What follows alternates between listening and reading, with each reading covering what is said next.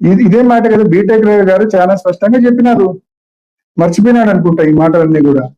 జగన్మోహన్ రెడ్డి గారు అటువంటి ఆలోచనలు చేయలేదు కాబట్టి ఈయన లాంటి వాళ్ళు ఇంత ప్రశాంతంగా నోటికి వచ్చినట్టు స్థాయి కూడా చూడకుండా మాట్లాడుతూ ఉన్నారు. అదేవిధంగా నిన్న మధ్యాహ్నం మళ్ళా దీనికి కారణంగా మళ్ళా ఒక ప్రెస్ మీట్ పెట్టారు. నేను మాట్లాడిన దానికి కౌంటర్ గా ప్రెస్ మీట్ పెట్టారు. ప్రెస్ మీట్ పెట్టి అనేక విమర్శలు, అనేక క్యారెక్టర్ అసాసినేషన్ తో కూడిన విమర్శలు చేసినారు.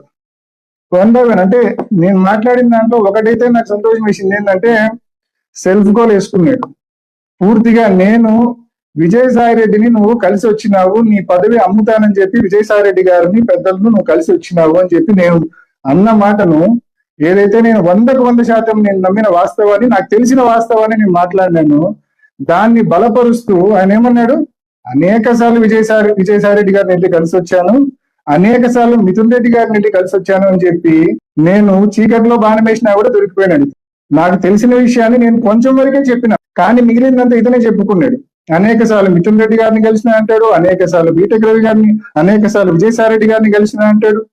సో కాబట్టి ప్రతి ఒక్కరు కూడా ఆలోచన చేయండి. అంటే ఏదో అంటారు కదా, తన్నపోయి తన్నించుకోవడము, ఇరుకున పెట్టబోయి ఇరుకున పడటము, అలా ఈయన కూడా ఏదో చేయాలని చెప్పి మరి ఈరోజు వాళ్ళ పార్టీకి వాళ్ళ నాయకులకి అందరికీ చెప్పుకున్నాడు. ఈయన పదవి అమ్ముకోవడానికి వైఎస్ఆర్ కాంగ్రెస్ పార్టీ నాయకుల దగ్గరికి నేను ఏదైతే మాట్లాడినానో అది వాస్తవం అని చెప్పి ఆయనకు ఆయన ఎండార్స్ చేసినట్లయింది.